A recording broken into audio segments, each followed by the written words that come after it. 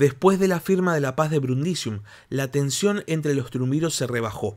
Cada uno aceptó el puesto que le tocaba en la escala del triunvirato, Marco Antonio a la cabeza, Octavio como un segundo al mando y por último Lépido. Y por un tiempo, la situación pareció volver a una especie de calma. Los triunviros habían logrado acabar con sus principales enemigos políticos, pero surgían nuevas amenazas. Todavía había un factor de cohesión entre estos grandes hombres. La pregunta que se hacían todos es ¿qué iba a pasar? ¿Qué pasaría cuando los triunviros por fin se quedaran sin ningún enemigo al cual combatir? ¿Iban a seguir unidos? ¿Iban a gobernar Roma los tres juntos? ¿O iban a terminar luchando entre ellos como animales hambrientos por un trozo de carne?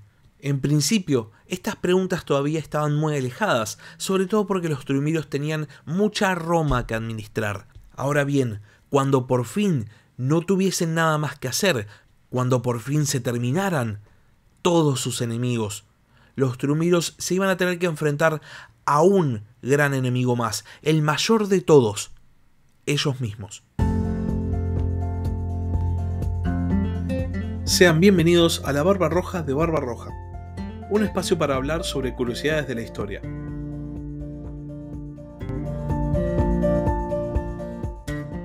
La lucha por el poder en Roma había sido muy extensa, había durado demasiado tiempo, había iniciado en tiempo de los Gracos y recién, casi 100 años después, estaba empezando a culminar. La República había atravesado una crisis enorme, ya no existía más como tal, y ahora solo habían quedado tres grandes hombres. Tres triunviros, Cayo Octavio, Marco Antonio y Emilio Lépido. El balance de fuerza entre los triunviros era por lo menos incómodo. Marco Antonio había emergido como el claro ganador después de la batalla de Filipos y después de su demostración de fuerza que había justamente forzado la paz de Brundisium. Por otro lado, Cayo Octavio, si bien había sido confirmado como heredero legítimo de César e inclusive gobernaba los territorios más identificados con el difunto dictador, había quedado en una segunda posición. Ante los ojos de toda Roma, Octavio no podía competir con Antonio. No solo carecía de la capacidad de mando militar que el legado de César tenía, sino que también carecía del carisma. Marco Antonio era una figura política que se perfilaba como una especie de líder nato y atraía muchos seguidores a su causa.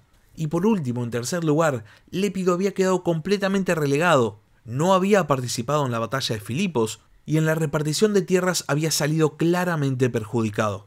Podemos especular con que tanto Octavio como Lépido aceptaron, de hecho, la firma de la paz de Brundisium como una especie de gracia de Antonio. Después de todo, Antonio, si quería, podría haber comandado a sus extensas legiones contra Octavio y contra Lépido y podría haberse coronado como el único gobernante de Roma, pero no lo había hecho. Estaba conforme con el dominio de las provincias orientales, que seguían siendo el territorio más rico de toda Roma. Sin embargo, tanto Octavio como Lépido sabían que esto podía cambiar de un día para el otro, porque Marco Antonio, además de ser un líder militar capaz y un político muy carismático, tenía un carácter imprevisible, era muy volátil. Así que tenían que atraerlo a su causa, tenían que firmar todas las alianzas políticas que pudiesen. Y en este momento Octavio piensa que lo mejor que puede hacer es afianzar su alianza con Antonio mediante un matrimonio político. Después de todo, era un momento de paz para los triunviros, y la paz se luchaba con alianzas matrimoniales. Octavio ofrece a Marco Antonio la mano de su hermana, Octavia la Menor. Esta no era la primera vez que Octavio recurría a los matrimonios políticos con el fin de consolidar su fuerza. Él mismo, en un momento de competencia con Antonio por quien se podía aliar con Sexto Pompeyo, se casa con Escribonia, la sobrina del hijo de Pompeyo Magno, quien se había transformado en la última cara de la resistencia anticesariana. Sexto Pompeyo era el comandante de la mayor flota de Roma. Había sido nombrado como tal por el Senado en la guerra de Mutina y había conservado el dominio de su flota mientras los triunviros cruzaban el Adriático para enfrentarse a los republicanos en la batalla de Filipos. Cuando la facción política a la que él apoyaba, la facción de Casio y de Bruto, pierde, Pompeyo, en vez de intervenir Decide observar desde lejos cómo se desarrollan los sucesos como un mero observador. Después de todo, su control estaba en el mar, no en la tierra, por lo cual realmente no corría peligro. Sin embargo, en el momento en el cual los triunviros se distraen, Pompeyo pone a Roma de rodillas, cortando el suministro de grano que llegaba a la gran urbe. El triunvirato se ve forzado a negociar y Pompeyo consigue que los triunviros le ratifiquen el dominio sobre Sicilia, Córcega, Cerdeña y también Acaya, el Peloponeso, todos territorios clave en la cadena de suministro de grano hacia Italia.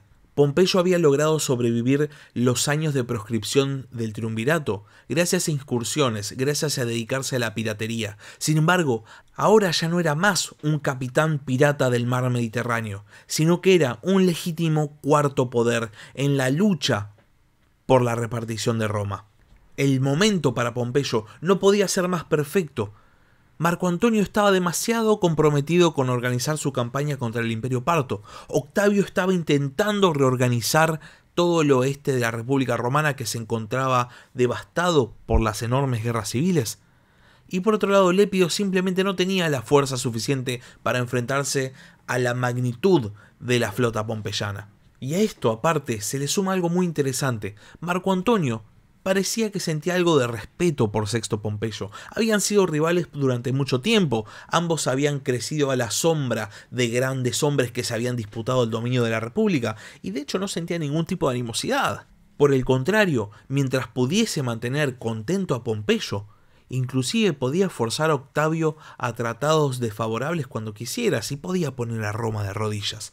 Sexto Pompeyo vio esta situación como una ganancia enorme. Había pasado de ser un general rebelde, un pirata renegado, a ser un legítimo cuarto poder. Sin embargo, hay dos hechos que van a hacer que Pompeyo se decepcione con el triunvirato y decida ir a la guerra. Por un lado, pese a que Marco Antonio había sido el principal promotor del acuerdo con Sexto Pompeyo, él mismo decide no acatar la transferencia de Acaya a manos del llamado hijo de Neptuno, creando una enorme fricción política. Y después, por el otro lado, el día que Escribonia, sobrina de Sexto Pompeyo, da a luz a la hija de Cayo Octavio, llamada Julia, Octavio decide divorciarse y decide ir y casarse con Livia Drusila, de la gens Claudia, en una situación que ya era totalmente escandalosa para Roma, pero encima Livia Drusila estaba embarazada en el momento que se casa con Cayo Octavio, de su segundo hijo con su primer esposo, que se llamaba, y a ver si les suenan los nombres, Tiberio Claudio Nerón. Este segundo hijo, llamado Druso el Mayor, nace 3 meses después del casamiento de Octavio con Livia Drusila. Y esto, para Sexto Pompeyo, es la gota que rebalsa el vaso. No solo los triunviros no habían respetado el compromiso político que habían asumido, sino que Octavio no había respetado la alianza matrimonial que había firmado con la casa de Pompeyo. Sin embargo, pese a todos estos insultos, Sexto Pompeyo decide mantener la alianza con los triunviros. Sabe que su posición, pese a ser muy fuerte en los mares, no es lo suficientemente fuerte como para poder enfrentarse a todas las legiones de Roma. El hijo de Neptuno era un político realista, sabía cuál era su lugar, había jugado en las grandes ligas, pero no podía sobreextenderse y perderlo todo. Ahora bien, pese a haber sido insultado, pese a que su honor familiar había sido deshonrado por parte de los triunviros, no es él el que va a llevar la guerra a Roma, sino que esta va a empezar por una traición. La mano derecha de Sexto Pompeyo, llamado Menas, decide darse vuelta y entrega gran parte de la flota pompeyana junto con el gobierno de Córcega y Cerdeña a Octavio.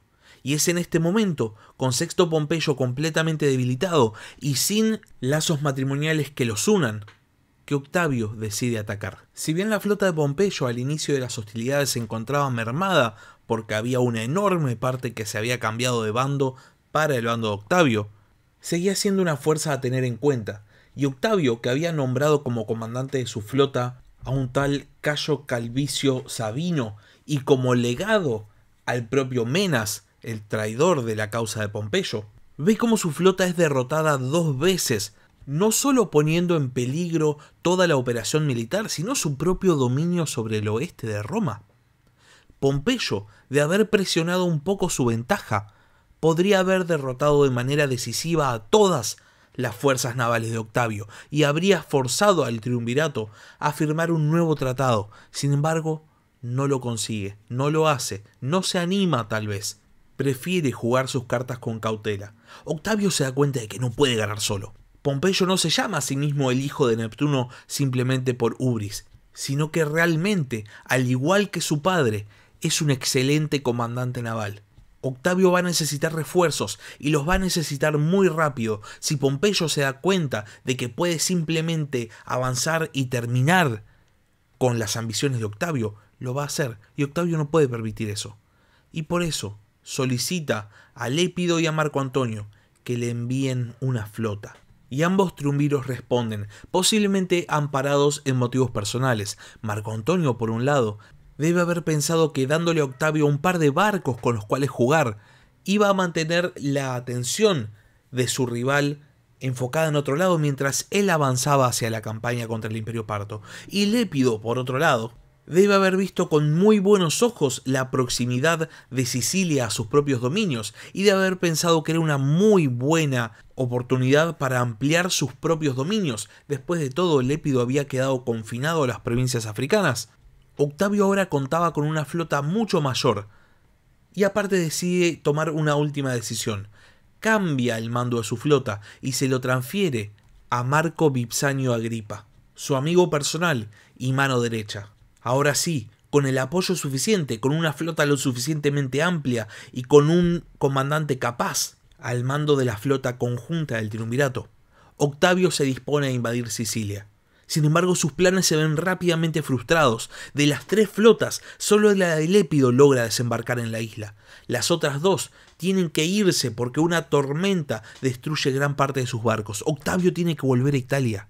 Y para colmo, Menas, aquel que había traicionado a Pompeyo en primer lugar, ahora había traicionado a Octavio y se había vuelto a pasar de bando. No estaba conforme con quedar relegado a un segundo puesto en el comando de la flota triunviral. Octavio había decidido jugar la carta de la invasión, había decidido afrontar a su enemigo en los mares de la República, y parecía estar perdiendo sin luchar. Pompeyo, entonces, viendo el caos en el cual estaban inmersos sus enemigos, decide contraatacar y manda una avanzada al mando de Menas para acabar con los triunviros. Y para sorpresa de nadie, Menas, por tercera vez, vuelve a cambiar de bando, en lo que posiblemente sea la primera muestra de un panqueque en la historia de la humanidad. Ahora bien, esta nueva tradición de Menas da el tiempo suficiente a Octavio para reparar su flota y zarpar nuevamente para enfrentar a la flota de Pompeyo. Las 2 fuerzas se encuentran cerca de Mílae, donde Agripa consigue su primera gran victoria. Sin embargo, Pompeyo todavía tenía rédito y podía seguir peleando. La batalla definitiva entre la flota de Octavio y la flota de Pompeyo se da el 3 de septiembre del año 36 a.C. en Náuloco, un promontorio en la costa siciliana. Las 2 flotas se encuentran ahí y empiezan a pelear a la romana, es decir, espolones y al abordaje. Esta era la manera en la cual los romanos habían peleado en el mar durante siglos a este punto. Pero el problema que tenía esta forma de combate es que requería llegar a muy corta distancia, tanto para chocar al barco rival como para poder abordarlo. El instrumento que los barcos romanos utilizaban para abordar a los barcos enemigos era el corbus, un puente que estaba en la proa de los barcos que literalmente se bajaba una vez que estaban lo suficientemente próximos para que los soldados pudiesen subir a la cubierta del barco enemigo. Esta era la manera en la que los romanos habían peleado en el mar durante generaciones, y era la manera en la que Sexto Pompeyo peleaba en el mar. Pero no Agripa. Agripa había inventado una nueva manera de atrapar a los barcos enemigos. Un arma que resulta ser tan devastadora que la batalla de Náuloco se transforma en una catástrofe para Pompeyo. El arma que inventa Agripa se llama Arpax y consiste en una balista que lanza un gancho atado con una soga que se clava en los tablones del barco enemigo y de esa manera, a larga distancia, se lo puede atraer para abordarlo. Obviamente Pompeyo no estaba preparado para esta arma que el propio Agripa había inventado porque no la había visto nunca. Sus fuerzas no contaban con ninguna herramienta para poder cortar las sogas de los ganchos que habían atrapado a sus barcos. Y por eso el resultado es devastador. De los 300 barcos que Pompeyo había llevado a la batalla de Náuloco, termina perdiendo 180. 28 solamente caen víctima de los espolones de la flota de Octavio al mando de Agripa, mientras que 155 caen víctima de los Árpax. Pompeyo logra escapar, pero ya nunca más va a ser una amenaza. Al año siguiente es encontrado en Mileto por seguidores de Marco Antonio y es asesinado. Una vez que finaliza el combate de Náuloco, las fuerzas de Lépido y las fuerzas de Octavio toman posesión de Sicilia. Los triunviros se reparten las fuerzas restantes de Pompeyo y ahora surge un nuevo conflicto. Lépido consideraba que Sicilia quedaba muy cerca de sus territorios y por ende ordena a Octavio que se retire. Y Octavio, por su parte, que sabía que había sido su fuerza la que había derrotado a Pompeyo, no quiere saber de nada con irse. Ninguno de los triunviros iba a ceder, porque ambos tenían mucho que ganar con el control de la isla. Sin embargo, Octavio es quien consigue llevarse el premio. Soborna a las tropas de Lépido, que se pasan a su bando, y ahora Lépido está solo. Octavio juzga la actitud de Lépido como una traición, y lo despoja de su derecho al triunvirato. Le confisca sus dominios en África, y lo confina en una especie de prisión domiciliaria en una villa en Italia. Lo único que le deja retener es su título de pontífice máximo, pero su carrera política está acabada. En solo una campaña, los competidores por el dominio final de Roma se reducen a la mitad. Ahora solo quedan 2 finalistas, Octavio al oeste y Marco Antonio al este. Y encontrándose solos en el medio del extenso mundo romano, la situación obviamente empieza a escalar. En el año 35 a.C., Octavio y Agripa realizan una campaña a Ilírico y extienden el dominio provincial. La idea de Octavio era asegurar el camino que unía a Italia con las provincias del este. Sin embargo, pese a haber tenido grandes éxitos en esta campaña, tiene que volver, tiene que frenar su conquista. ¿Por qué? Por orden de Marco Antonio. Octavio vuelve a Roma con un extenso botín que le permite a él y a su mano derecha Agripa realizar grandes obras públicas en Roma. Su intención es muy clara, demostrar que ellos están haciendo algo por la ciudad. Mientras tanto, Marco Antonio, ¿dónde está? Está en el este, con Cleopatra, creando una especie de estado paralelo, ajeno a Roma. El estado que genera Marco Antonio encarna las grandes pesadillas de los romanos. Es cosmopolita, es monárquico y es insoportable. La movida política es clara. Octavio se transforma en el adalid de Roma, aquel que soluciona las crisis que importan, aquel que realiza obra pública, que mejora la infraestructura y que garantiza el suministro de grano. Mientras tanto, Antonio se encuentra inmerso en una fantasía oriental, ajena a Roma y sus necesidades reales. En muy poco tiempo, Octavio consigue que la opinión pública en Roma empiece a darse vuelta en contra de Antonio.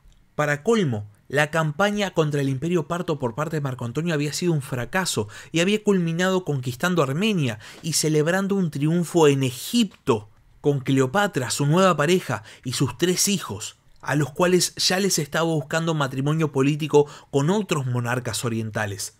Cleopatra era caracterizada por Octavio como un monstruo fatal, una encarnación de todos los males orientales que el buen romano tenía que combatir.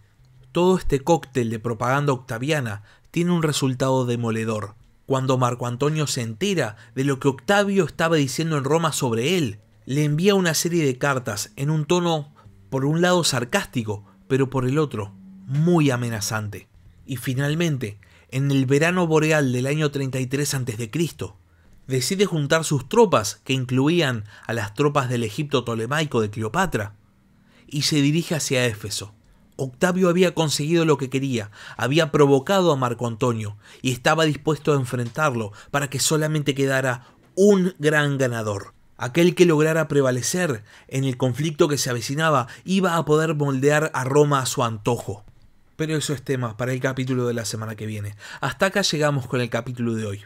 Si les gustó este capítulo, no se olviden de suscribirse al canal, tanto en YouTube como en Spotify, y si tienen algún comentario pueden escribirme en YouTube o pueden mandarme un mail al mail del podcast, labarbarroja@gmail.com. Por último, también pueden seguirme en Twitter en @barbarrojacast. Muchas gracias por haber escuchado y hasta la semana que viene. Gracias por escuchar La Barba Roja de Barbarroja.